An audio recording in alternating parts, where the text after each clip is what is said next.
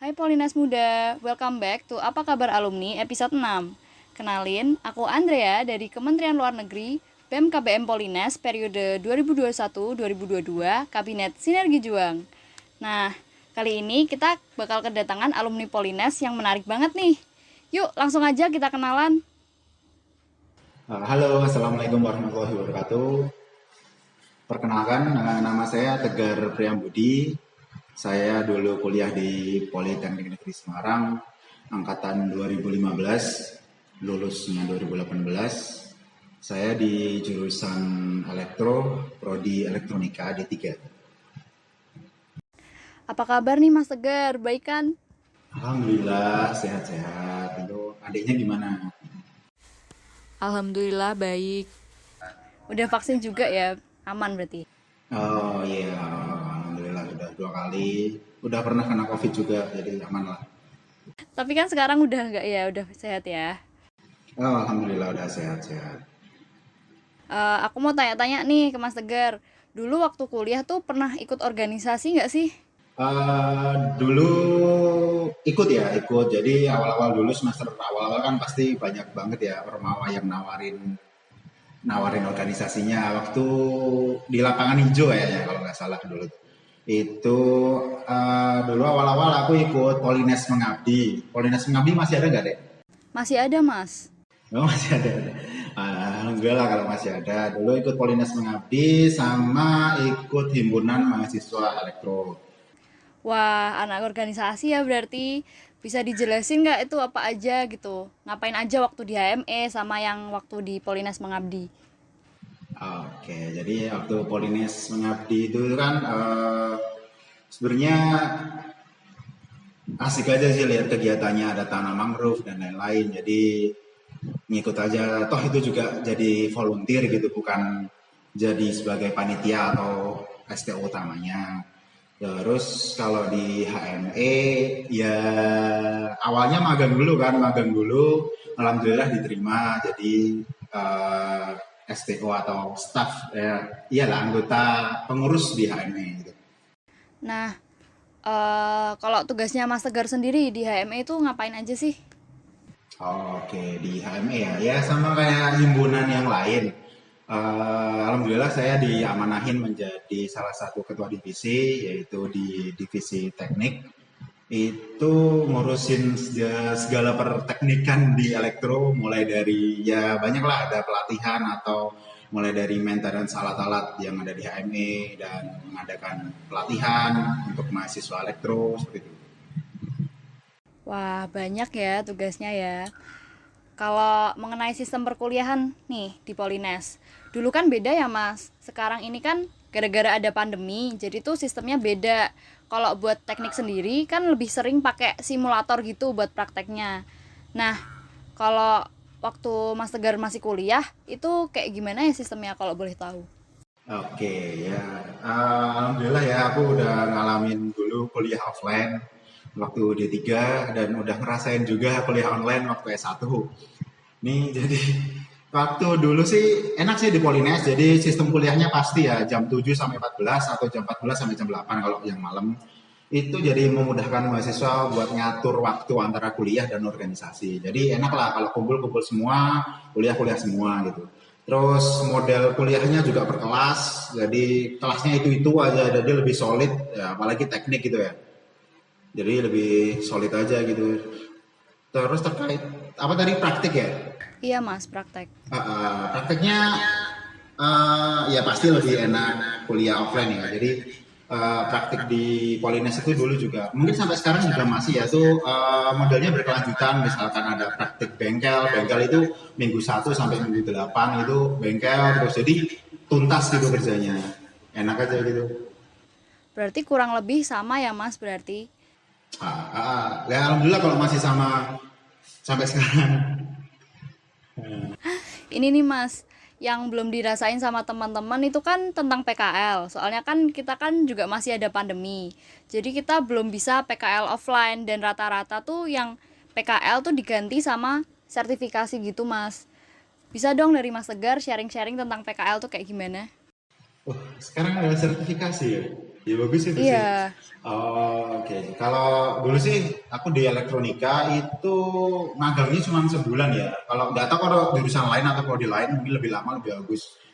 Cuman kalau dari elektronika itu sebulan kurang. Dan sharing pengalaman waktu PKL itu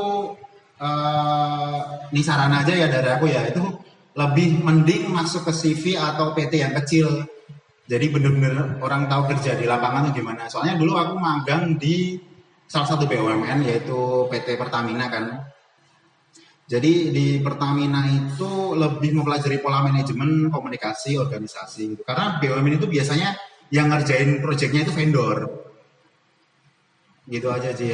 Jadi sharing-sharingnya itu kalau pengen pengalaman yang lebih lebih real gitu, mending magangnya di PT-PT kecil atau CV-CV kecil gitu. Itu kan itu kayak magang apa gimana sih, Mas? Jadi dulu sih magang, dulu kan magang. Jadi aku tuh ke PT Pertamina Terminal BBM Rewulu Jogja. Itu aku ke sana datang terus dimulai safety induction, dijelasin gitu gitulah dari awal gimana prosesnya dari kilang minyak Pertamina sampai nanti ke pom bensin gitu dijelasin. Ya ada sih hubungannya dengan elektro tentang pompanya dan lain-lain ada kok seperti itu. Dan dulu pun juga ada yang magang di situ gitu. Kalau magang sama PKL tuh berarti sama ya apa gimana sih? Menurutku sih sama, gitu aja sih. Cuman gimana kita nyikapinya aja buat dapat poinnya untuk magang atau PKL itu. Nah, kalau habis PKL sama magang gitu kan biasanya tuh langsung lanjut buat bikin TA nih, Mas. Mm-mm. Nah, Mas Tegar sharing-sharing dong buat persiapan TA sama tips and triknya nih buat ngerjain TA. Oke, sharing persiapan TA ya. Itu kan kalau D3 kan 6 semester ya. Kalau saranku sih yang pertama itu bisa, ntar tanya-tanya dulu zaman TA dulu.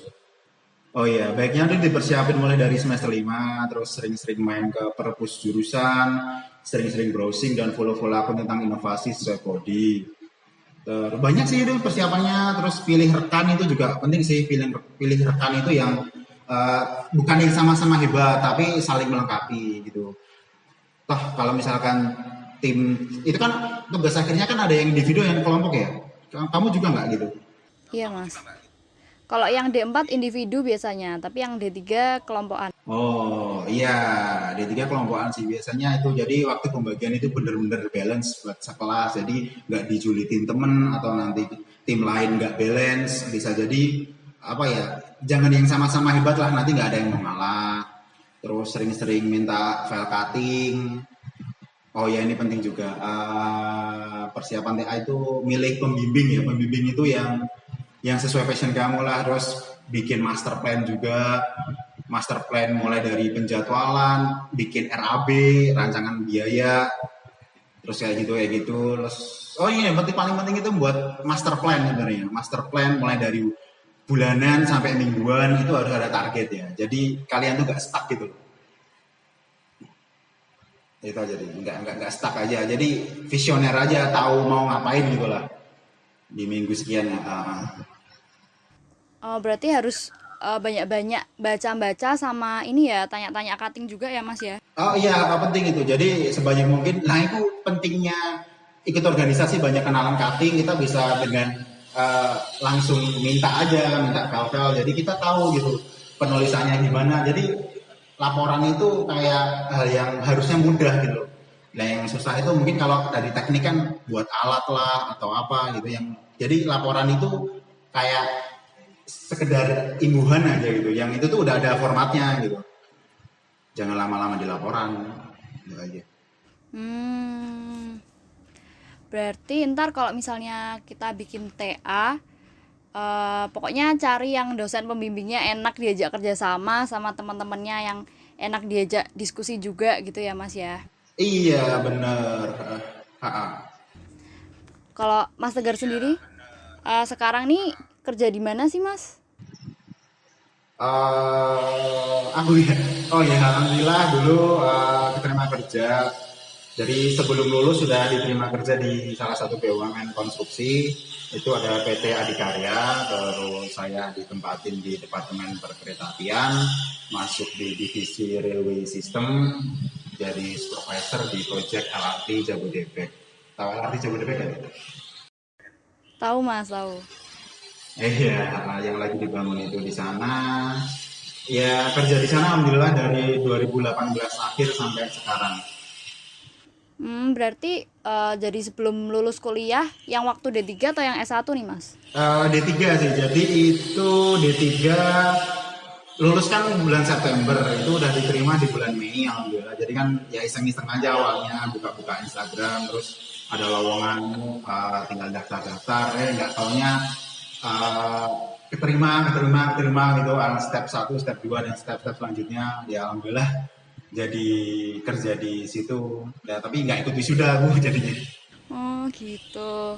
Kalau kerjanya Iya. Mas Tegar ini tuh sesuai nggak sih sama jurusan yang diambil gitu waktu kuliah sebenarnya? Oke, jadi meskipun aku di perusahaan bergerak di bidang konstruksi, alhamdulillah ini sama sih. Di sini skup pekerjaannya mulai dari ngurusin power supply, power rail, telekomunikasi, persignalan, kontrol data dan lain-lain itu ada. Jadi di sana itu kayak supervisory tentang preinstalasi pekerjaan, instalasi pekerjaan hingga nanti tes commissioning hingga nanti bisa digunakan sarana prasarana itu. Berarti masih nyambung ya Mas ya sama jurusan kuliahnya? Iya, alhamdulillah masih nyambung banget ya, masih nyambung. Kalau misal organisasi gitu tuh ngaruh nggak sih sebenarnya di dunia kerja Mas? Kan banyak juga teman-teman tuh yang pasti tanya-tanya seberapa besar pengaruhnya ikut organisasi sama nggak di dunia kerja sendiri.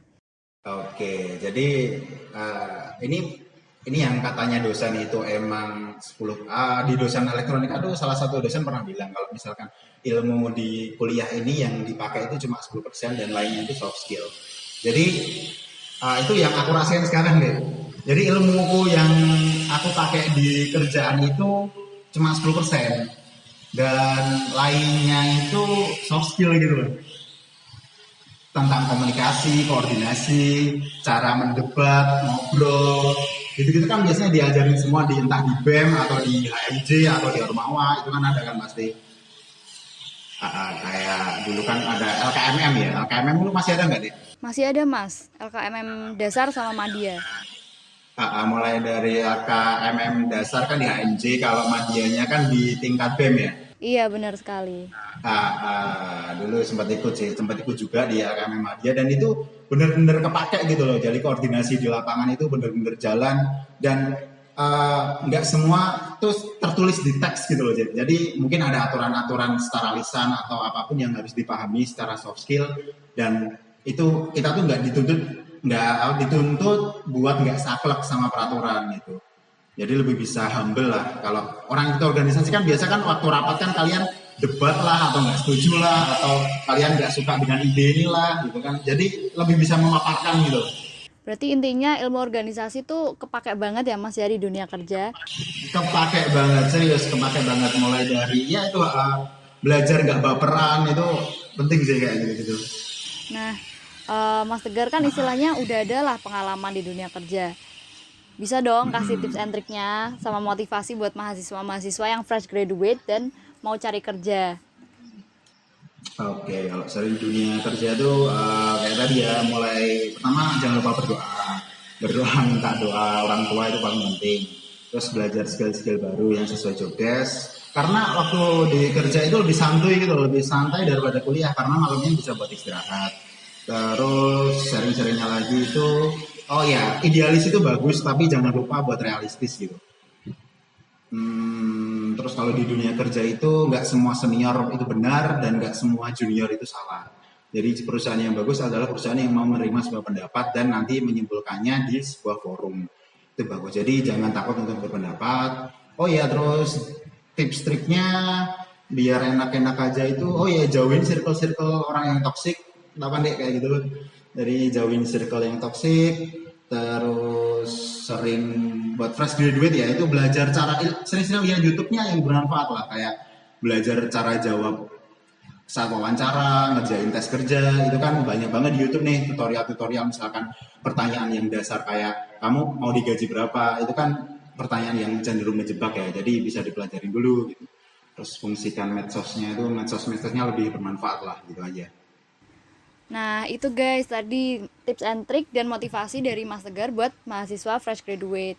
Nah, nggak kerasa nih, Mas, kita udah ngobrolin banyak hal mulai dari kuliah, TA, sampai ke dunia kerja. Oke. Thank you banget nih buat Mas Tegar yang udah mau Hmm. sharing-sharing Iya. pengalamannya sama kita. Oh Jangan iya. lupa dengerin terus Apa Kabar Alumni di YouTube dan Oke. Instagram BEM Polines. And see you on the next podcast.